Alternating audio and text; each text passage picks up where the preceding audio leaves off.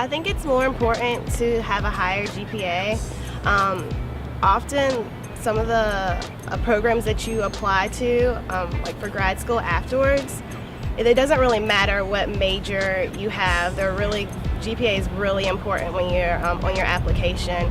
And so having that high GPA will kind of make you qualified for a lot of jobs, because in that respect, a way that many employers weed students out is just kind of having this GPA cutoff. So if you have like a 3.5, like you're a very competitive candidate in terms of applying for jobs. And there are other ways to supplement what you want to do after school other than major. For instance, if you are like a biology major but you're interested in business management, you can join the business fraternity on campus, or use some of your extracurriculars to supplement your resume so that it's geared to what you want to do after school.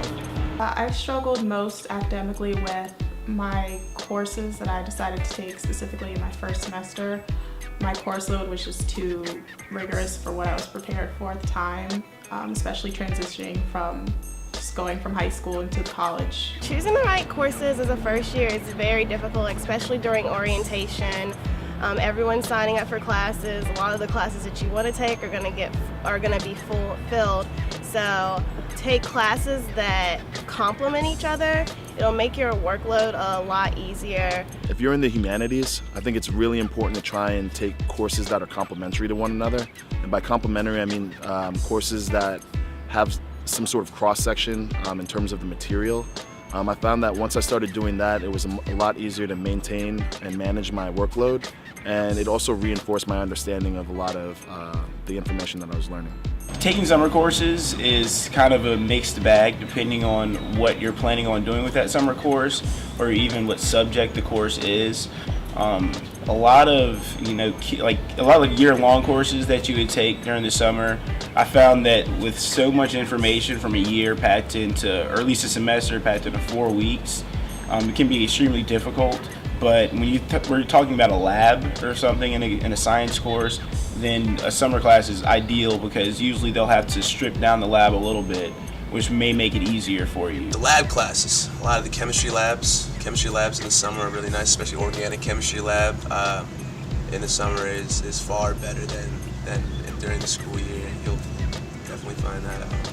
The best advice I got before coming to college about how to be successful was to look at the syllabus. If you are able to access the syllabus before you take the course, then definitely it's a good idea to preview it, just so you know what to be prepared for and you know what to expect in the course. Also, you'll see what type of work that you'll have to do for that class. For instance, if you're not good at taking a multiple choice exam and you see that you have only 3 exams and they're multiple choice, then you might not do well in that exam in that class. So you might want to take a look at the syllabus and just email the teacher and see if it's a good fit for you. Face-to-face time with professors is important, especially during office hours, because I found that kids in college, they don't necessarily go to office hours. I mean, teacher always, you get a class of 150 people and they say we have office hours on Tuesdays and Thursdays, and you go to office hours and there's one other kid in there, and if you don't understand something, chances are someone else doesn't understand it as well. So you're getting just a little bit of an advantage from getting some face-to-face time with the professor, because then you'll get tailored help for yourself. As well as if the professor knows your name, I mean, the possibilities are endless there, because you've got somebody that you can talk to, you've got someone that can write you recommendations later, and I think most people find that professors are pretty interesting. So. Honestly, I didn't do this, but I think the best time to do your work is during the daytime, like in between classes. Late at night, you'll be in the dorm lounge, you'll be hanging out with your friends, like no one's really doing any work. You'll be in there watching YouTube videos. You'll just be doing silly little things like that, and you'll find that if you're hanging out with all your friends at night that you're not really going to get the work that you need to get done. You'll end up procrastinating, and then next thing you know, it's 7 in the morning. It's like, oh, I have this paper due at like 12 in the afternoon. So The advice that I would give first years in terms of getting internships would be definitely to attend many of the career fairs that are offered or hosted at the university, because it's a great way to get to meet recruiters from so many different companies. And when you are applying, so if you are applying to a company and you have met the recruiter, it kind of gives a face to that application. Definitely networking is a really, really huge aspect to kind of getting, to kind of landing that first internship. If I knew I had an interest in something, I just would look on the health system wall of physicians and literally pick somebody, give them a call. I must have put out something like 53 to 60 emails, and was lucky enough to get a couple hits. Other methods were just simply walking around, introducing yourself and your interests, and following up with those people. During my first year, the course I struggled with most academically was chemistry, and if I could do it all over again, I would possibly begin my pre-medicine track my second year, just to use. And I say this just because I think it would have been better to have used my first year to get accustomed to university, build up a really, really strong GPA, and then dig deep into my pre-medicine courses, which I probably would have been better prepared. The breadth of knowledge that you're going to end up attaining during the college science classes, it's a lot more and a lot more intense than high school courses. Yes, the science courses in college versus the science courses I took in high school, they are graded much differently. In college, there is a bell curve, and it maintains that certain percentage of the class gets a certain grade, while the other percentage gets a grade that's below average. And it can affect some people, it can help some people, it just depends. You have to kind of pay attention to where certain TAs are placed, because based on your TA, your section is going to be, either more successful or less successful than the other class. If you get an easier TA, that means your entire class is going to do well. If your entire class does well in that ranked section, then what grade you actually came out with, or that you actually achieved, you're going to come out with.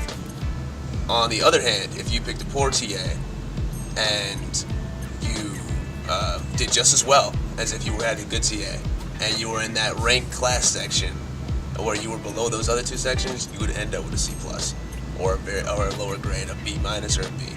My first year, I definitely didn't understand how important it was to meet with your dean regularly.